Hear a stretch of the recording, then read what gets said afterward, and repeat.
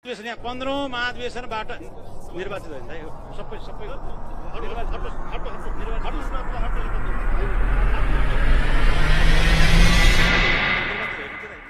सबै दायर पनि मनोनित हो नि त।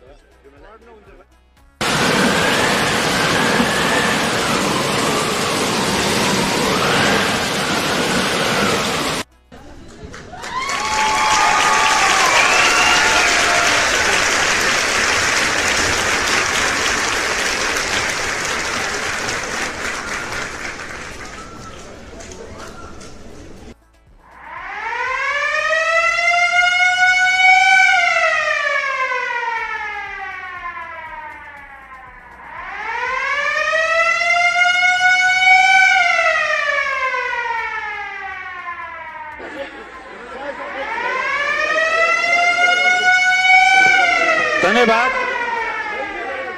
14औं महाधिवेशनबाट निर्मित गरेको जो पार्टी सभापति शेरबहादुर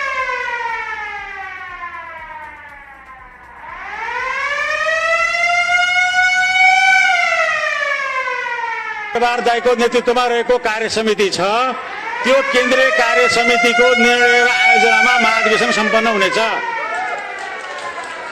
14औं महाधिवेशनबाट निर्वाचित सभापति पार्टी सभापति शेरबहादुर देउवाको नेतृत्वमा रहेको केन्द्रीय कार्य समितिले आयोजना गरेको